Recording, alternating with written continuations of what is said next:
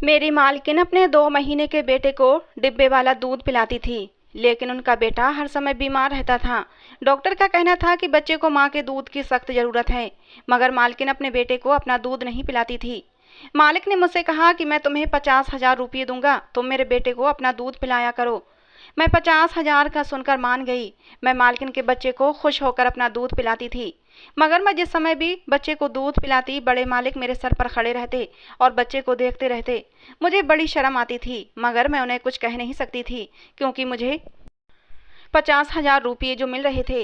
एक बार आधी रात को बच्चे को दूध पिलाने गई। अभी बच्चे को दूध पिलाना शुरू ही किया था कि तभी बड़े मालिक आ गए, और फिर मेरे तो होश उड़ गए। जब मेरा नाम चंपा है, मेरे पति की सैलरी बहुत ही कम थी, मुश्किल से ही घर का गुजारा हो पाता था, और फिर उस पर मेरा बेटा जो अभी सिर्फ 8 महीने का था, उसके फटे हुए कपड़े देखकर मुझे रोना आ जाता था। मेरे पास तो खाने के पैसे भी नहीं थे। एक बार मेरी पड़ोसन ने मुझसे एक ऐसी बात कही जिसे सुनकर मैं सोच में पड़ गई, लेकिन मुझे लगा कि शायद मेरा पति मुझे इस बात की अनुमति नहीं देगा। वो काम ही कुछ ऐसा था। मेरी पड़ोसन कहने लगी कि उसके कोई जानने वाले हैं जिन्हें एक ऐसी औरत की ज़रूरत है जो उनके बच्चे के लिए दाई का काम कर सके, उनके बच्चे को पाल सके और उनके बच्चे को अपना दूध पिला सके। अपनी पड़ोसन की बात सुनकर मैं चुप सी हो गई थी। वो फिर से कहने लगी, वो बहुत ही अमीर आदमी है, मगर उसकी पत्नी अपने 2 महीने के बेटे को दूध नहीं पिलाती, डिब्बे वाला दूध ही पिलाती है, जिसकी वजह से उनका बेटा बीमार रहता है। और उस आदमी को अपने बेटे से बहुत मोहब्बत है। अगर तुम उसके बेटे को अपना दूध पिलाओगी तो उसका बेटा सेहतमंद हो जाएगा, और फिर अपने बेटे की खातिर वो तुम्हें बहुत अच्छी कीमत देगा। मैंने कहा कि मेरा पति शायद मुझे इस बात की अनुमति ना दे। मेरी पड़ोसन कहने लगी, एक बार तुम पहले मेरे साथ चलो और उनसे पूछो कि वो तुम्हें इस काम की क्या कीमत देंगे। अगर वो पैसे ठीक ठाक हुए तो जाहिर सी बात है तुम्हारा पति इनकार नहीं कर सकेगा, क्योंकि तुम्हें भी तो पैसों की ज़रूरत है। और फिर वो तुम्हें अच्छी खुराक भी देंगे ताकि तुम उनके बेटे को ज़्यादा से ज़्यादा दूध पिला सको। तुम्हारे बेटे को भी इस चीज़ का फ़ायदा होगा। देखो ना, तुम्हारा बेटा कितना कमज़ोर हो गया है, क्योंकि तुम्हारी खुराक अच्छी न होने की वजह से तुम्हारा बेटा भूखा ही रहता है, उसका पेट अच्छे से नहीं भर पाता, इसलिए देखो कितना कमज़ोर हो गया है। मैंने अपने बेटे की तरफ देखा। वाकई मेरे बेटे के चेहरे से भूख और गरीबी झलक रही थी। अपने बेटे को देखकर मुझे उस पर दया आ गई, और ये सब सुनकर मैं चुप हो गई थी। जाहिर सी बात है, मेरे पति की तनख्वाह बहुत ही कम थी और इसमें मेरी गुजर बसर नहीं होती थी, ना ही मैं अच्छी खुराक खा सकती थी। मेरा बेटा भी बहुत कमज़ोर सा था, और फिर औलाद की खातिर मैं ये कदम उठाने के लिए तैयार हो गई। हालांकि किसी दूसरे बच्चे को गोद में भरना और अपने बच्चे का हक दूसरे बच्चे को देना बहुत ही मुश्किल बात होती है। ये कोई आसान काम नहीं होता, लेकिन अपने बच्चे की खातिर मैं ये सब करने के लिए तैयार थी। मुझे भी अपने पड़ोसन की बात ठीक ही लग रही थी कि पहले मैं उन लोगों से बात कर लूं, ताकि अगर मुझे वहाँ से अच्छी तनख्वाह मिलने की उम्मीद हुई तभी मैं अपने पति से इस बारे में बात करूंगी और उसे राजी करने की कोशिश करूंगी। अगले दिन मैं अपने बच्चे को गोद में लेकर पड़ोसन के साथ उस बड़े से बंगले में पहुंच गई थी। वो सच में बहुत ही अमीर लोग थे। जब मैं अंदर गई तो उस घर की मालकिन टांग पर टांग रखे सोफे पर बैठी हुई थी और अपने नाखून नेल पॉलिश से सजा रही थी। बच्चा जोर जोर से रो रहा था और एक कम उम्र नौकरानी की गोद में था जो उसे फीडर पिला रही थी, लेकिन बच्चा दूध नहीं पी रहा था। मालकिन ने मुझे सर से पांव तक बड़े गौर से देखा और उसके चेहरे पर नागवारी सी छा गई थी, और फिर उसी नौकरानी से बात करने लगी जो बच्चे को फीडर करा रही थी। कहने लगी, ना जाने तुम्हारे मालिक के दिमाग में कौन सा भूसा भरा हुआ है। आजकल सभी लोग बच्चों को डिब्बे वाला दूध ही पिलाते हैं और बच्चे इसी दूध से पल भी जाते हैं, लेकिन नहीं, इस आदमी को तो बस अपनी ही बात पूरी करना होती है। खैर, ये सब मेरी समस्या नहीं है। तुम्हारा मालिक अभी कमरे में है, बाहर आते हैं तो इससे बात करा देना। ये कहकर वो उठकर चली गई थी और ड्राइवर को आवाज़ देने लगी, क्योंकि उसे शॉपिंग के लिए जाना था, इसलिए ड्राइवर से कह रही थी कि गाड़ी बाहर निकालो। मैं तो उस औरत को देखकर हैरान ही रह गई थी। आखिर कैसी माँ थी। उसे औरत को देखने से पहले तक तो मैं यही सोच रही थी, शायद कोई बीमार औरत होगी जो कि मजबूरी की हालत में अपने बच्चे को अपना दूध नहीं पिला रही है, बच्चे को उसका हक नहीं दे पा रही है। लेकिन ये तो हट्टी कट्टी औरत थी, सेहतमंद भी थी और अपने बच्चे को भगवान की दी हुई सौगात से दूर रखे हुए थी। लेकिन शायद आजकल की मॉडर्न टाइप की माएँ ऐसी ही होती हैं, अपने बच्चों को नौकरों के रहमो करम पर छोड़ देती हैं और नौकरों से ही अपने बच्चे पलवाती हैं। बच्चों को सीने से लगाने के बजाय नौकरों के हाथ में बच्चे दे देती हैं। मैंने एक ठंडी गहरी सांस भरी। समय समय की बात है, मेरे पास इतने पैसे नहीं थे कि अच्छी खुराक ले पाती ताकि मेरा बेटा भी सेहतमंद होता, और उस औरत के पास सब कुछ था, लेकिन ये फिर भी अपनी औलाद को उसके हक से दूर रख रही थी। वो औरत उठ के जा चुकी थी। कुछ देर बाद ही इस घर का मालिक कमरे से निकला और मेरी पड़ोसन से कहने लगा, क्या ये वही औरत है? पड़ोसन कहने लगी, जी जी यही है। मैं तो उस आदमी को देखती ही रह गई थी। ऐसी रौबदार शख्सियत थी कि मैं आंखें झपकाना भूल गई थी। लंबा चौड़ा कद, घुंघराले बाल, बड़ी बड़ी आंखें, गेहूंगी रंगत। ऐसी रौबदार पर्सनालिटी कि अच्छा भला आदमी उसको देखकर हड़बड़ा जाए। मैंने जल्दी से खुद को संभाला। उस आदमी ने मेरी गोद में पकड़े मेरे बेटे को गौर से देखा, और फिर मेरी सेहत भी कोई खास अच्छी नहीं थी। मैं दुबली पतली सी थी।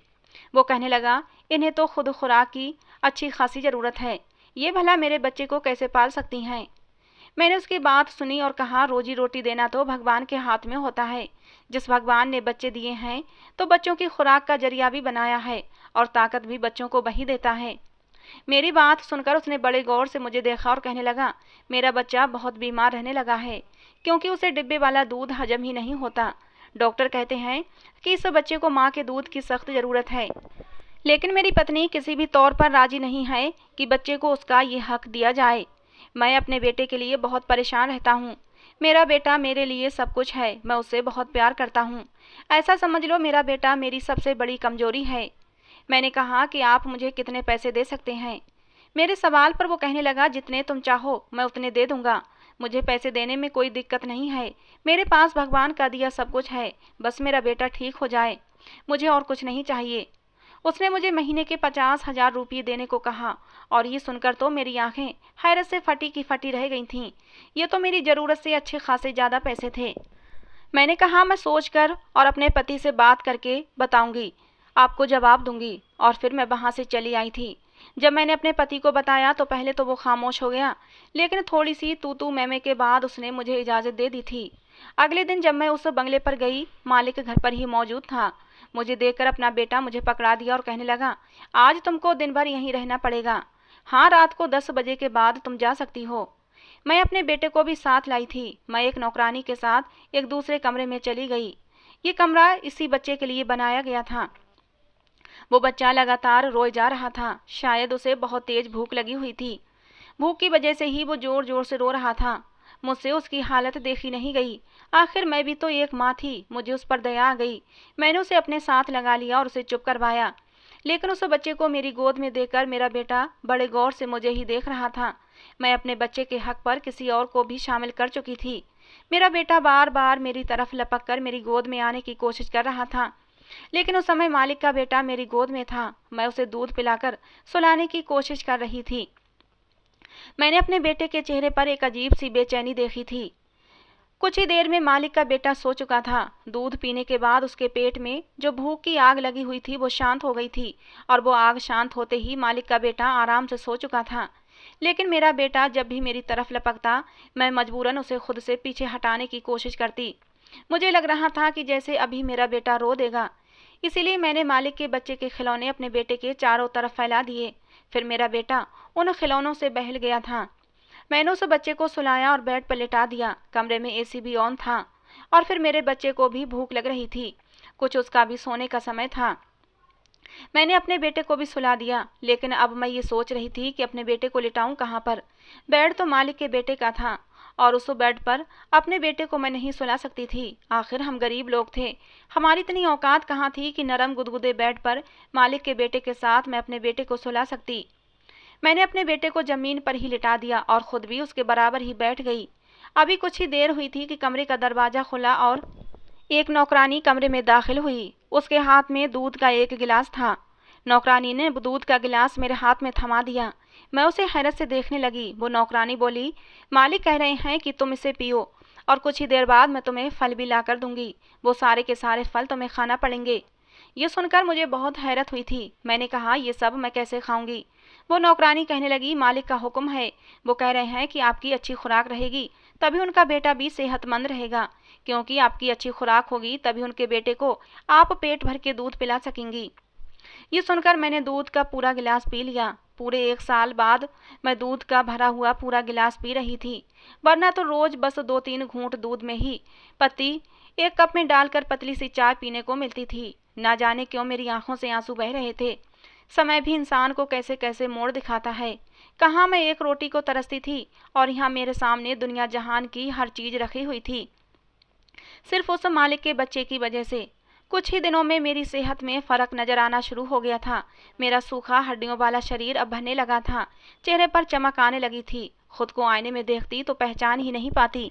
इतनी सुंदर तो मैं कभी शादी से पहले भी नहीं रही थी। हम तो पैदाइशी गरीब थे, एक एक चीज को तरस तरस कर देख कर रह जाते थे, पर उसे हासिल नहीं कर पाते थे। शुरू से ही मेरा शरीर हड्डियों का ढांचा रहा था और फिर बच्चे की पैदाइश के बाद तो और भी कमजोर हो गई थी। लेकिन जब खुराक अच्छी हुई तो शरीर भरने लगा था, चेहरे की रंगत निखर गई थी, चेहरे पर एक अजीब सी चमक आ गई थी। मेरा पति भी अब मुझे देखकर खुश होता, कहता अब तो तुम बहुत ही सुंदर हो गई हो, और मैं शर्मा कर रह जाती। 1 महीना पूरा हुआ, मालिक ने मुझे पूरे 50,000 रुपये दिए। पैसे लेकर मैं बहुत ही खुश हुई थी। इतने सारे पैसे देखकर मेरा पति भी तो बहुत खुश था। इतने सारे पैसे तो वो 5 साल में भी इकट्ठे नहीं कर पाता। जैसे ही पैसे मिले थे मैं घर का ढेर सारा सामान खरीद लाई थी। उस दिन मैंने अपने घर में खूब सारा खाना बनाया था। मेरे पति ने पहली बार इतना स्वादिष्ट खाना खाया था। अपना खुशहाल घर देखकर मैं भी अंदर से बहुत खुशी महसूस कर रही थी। सब कुछ बहुत ही अच्छा जा रहा था। मैं रोज सुबह मालिक के घर जाती और रात के 10 बजे तक आ जाया करती थी। लेकिन एक चीज जो मैंने महसूस की थी वो ये थी कि जब भी मैं मालिक के बेटे को कमरे में ले जाती, कुछ ही देर बाद किसी न किसी बहाने से मालिक भी कमरे में आ जाता। मुझे बड़ी अजीब ही नज़रों से देखा करता था। मुझे उलझन सी महसूस होती। मैं फौरन उसके बच्चे को गोद से उतार देती। वो मुझे अपने बेटे के बारे में पूछने लगता। मुझे अपने मालिक की ये हरकत बहुत बुरी सी लगती थी कि वो कमरे में बिना झिझक के क्यों आ जाते हैं। जब 5-6 दिन तक यही सिलसिला चलता रहा तो फिर मैंने एक दिन उनसे कह ही दिया, मालिक देखिए, मुझे आपका यूँ आना अच्छा नहीं लगता। आप बार बार कमरे में क्यों आ जाते हैं। मेरी बात सुनकर उसके माथे पर बल पड़ चुके थे। कहने लगा, सच्ची बात बताऊं तुम्हें। मैंने कहा, हाँ बोलिए। मालिक कहने लगा, देखो, मैं तुमको जो खाने पीने में इतनी सारी चीजें देता हूँ, सिर्फ इसलिए देता हूँ ताकि मेरा बच्चा सेहतमंद रहे। मुझे बस यही शक रहता है कि हो सकता है तुम मेरे बेटे की बजाय कहीं अपने बेटे पर ज्यादा ध्यान न देती हो, मेरे बेटे को भूखा रख देती हो और अपने बच्चे को पेट भर के दूध पिला देती होगी। बस मेरे मन में यही शक चलता रहता है। अगर मैं इतना सारा पैसा खर्च कर रहा हूँ तो अपनी औलाद के लिए कर रहा हूँ। मालिक की बात सुनकर मेरा दिमाग घूम कर रह गया था। क्या समझता था वो मुझे? क्या मैं बेईमान हूँ? उसका खा पी कर अपने बच्चे को सेहतमंद करूँगी और उसके बच्चे को भूखा रखूँगी। मैंने कहा, साहब जी, मैं गरीब जरूर हूँ लेकिन नमक हराम नहीं हूँ, और आपको ऐसे ही शक है तो ठीक है, आप किसी औरत को रख लें ये देखने के लिए कि मैं आपके बच्चे को भरपेट दूध पिलाती हूँ या नहीं। ये कहने के बाद मैंने अपना बच्चा गोद में उठाया और बाहर जाने लगी। वो मुझे पीछे से पुकारता रह गया, लेकिन मैं 1 मिनट भी वहां नहीं रुकी और अपने घर आ गई। मैं गरीब जरूर थी लेकिन बेजमीर नहीं थी। इतनी बातें सुनने के बाद मैं भला क्यों रुकती। मैं अपने बच्चे का हक उसके बेटे को दे रही थी, उसका ख्याल भी रखती थी। जब तक मैं वहां होती थी उसके बच्चे को संभालती भी थी और अपने बच्चे को उसके खिलौनों से बहलाती रहती थी। हालांकि मेरी गोद पर मेरे बच्चे का हक था कि मैं उसे ध्यान देती। उसी रात मुझ पर एक और मुसीबत टूट गई। मेरा पति घर वापस आ रहा था कि रास्ते में उसका एक्सीडेंट हो गया। मुझे फ़ोन आया और किसी ने मुझे बताया कि तुम्हारे पति का एक्सीडेंट हो गया है। इतना सुनना था कि मैं परेशान हो गई। मेरे हाथ से फ़ोन छूट कर गिर चुका था। मैं भागती हुई अस्पताल पहुंची थी। एक्सीडेंट बहुत ही बड़ा हुआ था, बहुत ज़्यादा खून बह चुका था। डॉक्टरों ने कह दिया था कि तुम्हारे पति का बचना मुश्किल है। मैं रो रो कर भगवान से अपने पति के प्राणों की भीख मांग रही थी, लेकिन भगवान को मुझ पर दया नहीं आई। मेरा पति मुझे छोड़कर जा चुका था।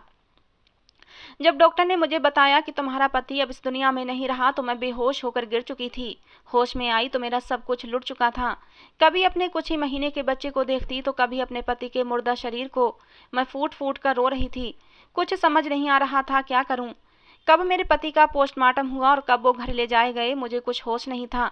मेरी तो पूरी दुनिया ही लुट चुकी थी। मेरे घर पर लोगों की भीड़ लग चुकी थी। मेरे पति का अंतिम संस्कार हो गया। वो रात मैंने पूरी रोते हुए गुजार दी थी, जबकि मेरे बेटे को खबर भी नहीं थी कि उसका बाप उसे अकेला इस दुनिया में छोड़कर जा चुका है। जो भी मुझे और मेरे बच्चे को देखता यही कहता कि तुम अभी जवान हो और फिर तुम्हारे साथ ये मासूम सा बच्चा, तुम्हारे आगे की जिंदगी कैसे कटेगी? तुम्हारा पति तो उस जवानी में ही तुम्हें अकेला छोड़कर दुनिया से चला गया है। लोगों के सवाल और अजीब सी नजरों से मैं कट कर रह जाती थी। मैं शौक की सी हालत में बैठी हुई थी। और फिर अगले दिन मेरे घर के दरवाजे के बाहर एक बड़ी सी गाड़ी आकर रुकी थी। गली के बच्चे उस गाड़ी के साथ साथ भागते आए थे। हर कोई आंखें फाड़े उस बड़ी सी गाड़ी को देख रहा था। आखिर हमारे छोटे से मोहल्ले में ये बड़ी सी गाड़ी कहाँ से आ गई थी? तभी हमारे घर का दरवाजा खुला और मेरे मालिक घर में दाखिल हुए। गांव की औरतें मुंह खोले उनको देखने लगीं, जबकि मालिक सबको नजरअंदाज करते हुए मेरे पास आए। हालात की नजाकत का उन्हें अंदाजा हो चुका था। उन्हें ये भी खबर मिल चुकी थी कि मेरे पति की कल रात ही एक एक्सीडेंट में मौत हो चुकी है। मेरे पति की मौत पर मेरे मालिक अफसोस जाहिर करने लगे। मैं फूट फूट कर रोने लगी थी। तब मेरे मालिक कहने लगे, तुम चिंता मत करो, सब ठीक हो जाएगा। दरअसल मैं तुम्हें ये बताने आया था कि मेरे बेटे की तबीयत बहुत ही खराब है। वो तो अब नौकरानी के पास भी चैन से नहीं रहता, बस रोता ही रहता है। उसको तुम्हारी गोद की आदत हो चुकी है। उसने कल से कुछ भी नहीं खाया पिया है। मेरे बेटे की हालत बहुत खराब है। मैं तुमसे हाथ जोड़कर विनती करता हूँ कि तुम वापस चली आओ। मैं अपनी गलती पर माफ़ी मांगता हूँ। अब तुम्हारे साथ कभी भी बदतमीजी नहीं करूँगा। उस दिन मैं अपने बच्चे को लेकर कुछ ज़्यादा ही जज्बाती हो गया था, क्योंकि जिस बच्चे की सगी माँ उसकी सगी नहीं बन सकी तो भला उसको केवल दूध पिलाने वाली औरत पर मैं एकदम से कैसे विश्वास कर सकता था। मालिक की बात सुनकर मुझे भी समझ आया कि मालिक भी अपनी जगह ठीक ही थे। उन्होंने मेरे हाथ पर कुछ पैसे रखे और फिर वहां से चले गए। मेरे पति की तो मौत हो ही चुकी थी, मगर घर का राशन भी अब खत्म होने वाला था। मुझे कई बार नौकरानी का भी फोन आ चुका था कि मालिक का बेटा बहुत ही बीमार है, सिर्फ वो तुम्हारी गोद के लिए ही तड़प रहा है। उसे तुम्हारी गोद में ही सुकून मिल सकता है। अब मुझे उस मासूम बच्चे की चिंता हो रही थी। आखिर को मैं भी एक माँ थी, मेरी गोद में भी एक मासूम सा बच्चा था। भला मैं दूसरे के बच्चे की कैसे चिंता न करती। उस दिन मैंने मालिक को फ़ोन किया तो उन्होंने फ़ौरन गाड़ी भिजवा दी, जिसमें बैठकर मैं मालिक के घर पहुंच गई थी। मेरी खुद की हालत भी बहुत ख़राब थी, मगर इसके बावजूद मैंने जैसे ही मालिक के बच्चे को उठाया तो वो फ़ौरन खामोश हो गया। वो मेरी गोद को पहचान चुका था। उसकी हालत बहुत ही ख़राब हो चुकी थी। मैंने जल्दी से उसे दूध पिलाया। वो मेरी गोद से चिपटकर जल्दी ही मेरा दूध पीने लगा था। उस बच्चे को मेरी आदत हो चुकी थी। अब हर समय वो मेरे पास ही रहने लगा था। ये देखकर मालिक भी बहुत खुश हुए और फिर एक दिन मेरे पास आकर कहने लगे, तुम अगर सही समझो तो यहीं रह लो, मैं तुम्हारे लिए क्वार्टर खाली करवा देता हूँ। वैसे भी तुम्हारे लिए अब इस दुनिया में तुम्हारा कोई नहीं रहा। रात को अकेली घर जाती हो और सुबह वापस आ जाती हो, तो इससे तो यही अच्छा है कि अकेले रहने से तुम यहीं रह लिया करो। मालिक की बात मुझे ठीक लगी थी। आखिर अब उस घर में मेरा था ही कौन। रोज रात को यहाँ से जाना, सुबह ही भागम भाग आना मेरे लिए बहुत ही मुश्किल होती थी। और फिर मैंने मालिक की बात मान ली। अब तो मालिक का व्यवहार मेरे बेटे के साथ भी बहुत अच्छा था। वो मेरे बेटे का भी बहुत ख्याल रखते थे। जो भी चीज़ अपने बेटे के लिए लाते वही मेरे बेटे के लिए भी लेकर आते थे, जबकि मालकिन को अपने बेटे की कोई चिंता ही नहीं थी। वो हर समय शॉपिंग, दोस्तों के साथ उनकी पार्टी ही होती रहती थी। कई बार तो वो दूसरे देश के लिए ही अकेली अपने दोस्तों के साथ चली जाया करती थीं। उन्हें इस बात की जरा भी चिंता नहीं थी कि उनका बेटा किस हाल में है। मैं अपने पति को याद करके कभी कभी बहुत उदास हो जाया करती थी। मेरा बेटा भी अपने पापा को याद करके रोता रहता था। अब तो अक्सर बीमार भी रहने लगा था। एक दिन मालिक के बेटे की तबीयत अचानक ही बहुत ख़राब हो गई। उसे बहुत तेज बुखार था। बच्चे को दवा देने के बाद मैं क्वार्टर में जाने लगी तो मालिक बोले, आज तुम यहीं रुक जाओ, मेरे बेटे के कमरे में ही सो जाना। आज इसे बहुत तेज बुखार है और सिर्फ ये तुम्हारे पास ही सुकून से सो सकेगा। मजबूरन मुझे वहीं पर रुकना पड़ा। आधी रात को मालिक का बेटा बुखार तेज होने की वजह से जाग गया था। मैंने उसके सर पर ठंडे पानी की पट्टी रखी और उसे दवा खिलाई। कुछ ही देर में उसका बुखार हल्का हो गया था। अब उसे भूख भी लग रही थी। मैं उसे दूध पिलाने लगी, मगर तभी मालिक कमरे में चले आए। मैं अपने ही ध्यान में बैठी हुई थी, लेकिन तभी कदमों की आहट सुनी तो बौखलाकर मालिक के बेटे को खुद से दूर करने लगी। वो सो चुका था। उसकी तबीयत भी कुछ ठीक थी। मेरी घबराहट देखकर मालिक मेरे सामने कुर्सी खींच कर बैठ गए और फिर आगे जो बोले वो सुनकर मेरे कदमों के नीचे से जमीन निकल गई थी। मालिक कहने लगे, देखो मैं जो कहने जा रहा हूँ वो ध्यान से सुनो। मैं एक ऐसी लड़की से शादी करना चाहता था जो न सिर्फ दुनियादारी संभाले बल्कि घरदारी और मेरी होने वाली औलाद को भी संभाल सके, उसकी अच्छी परवरिश कर सके। जबकि मैंने जिस औरत से शादी की है उसमें ऐसी कोई भी बात मौजूद नहीं है। इसलिए मैं चाहता हूँ कि जैसे ही मेरे बेटे की तबीयत थोड़ी ठीक हो जाए तुम मुझसे शादी कर लो। तुम मेरे बेटे का बहुत अच्छे से ख्याल रखती हो, मेरा बच्चा भी तुमसे घुल मिल चुका है। मैं चाहता हूँ कि तुम्हें उसकी माँ का स्थान दे दूँ। मैंने जब मालिक की ये बात सुनी तो मेरा चेहरा सफ़ेद पड़ चुका था। मैंने फौरन कहा कि नहीं, मुझे सिर्फ अपने पति से मोहब्बत है। मैं अपने पति के अलावा किसी और के बारे में सोच भी नहीं सकती। अभी तो मेरे पति को मरे 3 महीने भी नहीं हुए और मैं अभी से किसी और से शादी रचाकर बैठ जाऊं। मैं ऐसा नहीं कर सकती। अभी तो मेरे पति की चिता की राख भी ठंडी नहीं हुई है और इतनी जल्दी मैं सुहागन भी बन जाऊं, मेरा जमीर ये गवारा नहीं करता। मैं वहां से उठकर वापस अपने क्वार्टर में जाने लगी। मालिक कहने लगे, तुम्हें इस फैसले का पूरा हक है, तुम जो कहोगी मैं वही करूंगा। मालिक का व्यवहार मेरे बच्चे के साथ बहुत ही अच्छा था। उनकी वजह से मेरे बेटे को बहुत ज़्यादा ऐशो आराम भरी जिंदगी मिल रही थी। मैंने जब अपने बच्चे के फ्यूचर को देखा और मालिक के बेटे को, तो फिर मुझे मालिक का फैसला सही लगा था। अगर मैं मालिक से शादी कर लेती तो मेरे बच्चे को बहुत ही अच्छा फ्यूचर मिल जाता और फिर मैं भी तो तन्हा अकेली औरत थी। अगर मालिक चाहते तो मेरे साथ ज़बरदस्ती भी कर सकते थे, मेरे साथ बिना शादी के ही संबंध बना सकते थे, लेकिन उन्होंने ऐसा नहीं किया। उन्होंने बहुत ही इज्जत, सम्मान और प्यार के साथ मुझसे शादी की पेशकश की थी और फिर पूरे फैसले का हक भी मुझे दिया था। मैं हाँ करूँ या ना, मेरे फैसले पर उन्हें कोई आपत्ति नहीं होगी। और फिर मैं एक फैसले पर पहुंचकर सुकून से सो गई। सुबह उठते ही सबसे पहले मैंने मालिक को अपना फैसला सुना दिया कि मैं आपसे शादी करने के लिए राजी हूँ। मालिक मेरे फैसले से बहुत ही खुश हुए थे, लेकिन जब ये बात मालकिन को पता चली तो वो भड़क उठी थीं। उन्होंने उसी समय अपने पति के चेहरे पर एक थप्पड़ दे मारा और कहा, तुम्हारी हिम्मत कैसे हुई एक नौकरानी से शादी करने की। मालकिन किसी अमीर बाप की बिगड़ी हुई औलाद थी और मालिक को अपना गुलाम समझती थी। मगर मालिक ने उन्हें कुछ नहीं कहा और तलाक के पेपर मालकिन के मुंह पर मारकर उनसे कहा कि अब तुम इस घर से चली जाओ। तुम्हारा मेरे घर और मेरी जिंदगी में अब कुछ नहीं बचा। जो औरत अपने बच्चे की नहीं हो सकी वो भला मेरी क्या होगी। तुम्हारे जैसा व्यवहार तो एक सौतेली माँ भी बच्चों के साथ नहीं करती, जैसा तुम अपने सगे बच्चों के साथ व्यवहार करती हो। मालकिन चीखती रही और उसने अपने बाप को फ़ोन कर दिया, मगर मालिक भी उस समय बहुत गुस्से में थे। वो किसी की भी बात नहीं सुन रहे थे। कुछ देर बाद एक बहुत बड़ी गाड़ी आई और मालकिन हमेशा हमेशा के लिए घर से चली गई थीं। साथ में धमकी भी दे गई थी कि मैं तुम दोनों को देख लूँगी। अगले ही दिन मालिक से मेरी बहुत ही सादगी के साथ शादी हो गई थी। मेरी मालकिन का बाप उसे हमेशा हमेशा के लिए अमेरिका लेकर चला गया था और उसका किस्सा यहीं पर ख़त्म हो गया था। मगर मुझे बहुत अफसोस हुआ था कि काश मालकिन अपने बेटे को कुछ समय देती, इस घर को समझती, अपने पति की सेवा और सम्मान करती। लेकिन मालकिन के तो शौक ही निराले थे। अपने दोस्तों, पार्टियों और शॉपिंग के अलावा उन्हें किसी भी चीज़ की परवाह ही नहीं थी। शादी के शुरू दिनों में मुझे लगता था कि कहीं मैंने ये फैसला करके कुछ गलत तो नहीं कर दिया, मगर शादी के बाद जब मैंने अपने पति की मोहब्बत देखी तो खुद को खुशकिस्मत समझने लगी थी। शायद ये सब कुछ मेरे नसीब में लिखा हुआ था। मेरे बेटे को बाप का प्यार मिल रहा था, वहीं मालिक के बेटे को भी एक माँ की मोहब्बत मिल रही थी। मैं भगवान का जितना धन्यवाद करूं उतना ही कम है। उसने कैसे एक रास्ता बंद किया तो दूसरा रास्ता मेरे लिए खोल दिया था और मेरी ज़िंदगी खुशियों से भर दी थी। दोनों ही बच्चे अब बहुत खुश रहने लगे थे, क्योंकि उनकी ज़िंदगी में माँ बाप के प्यार की अब कोई कमी नहीं थी।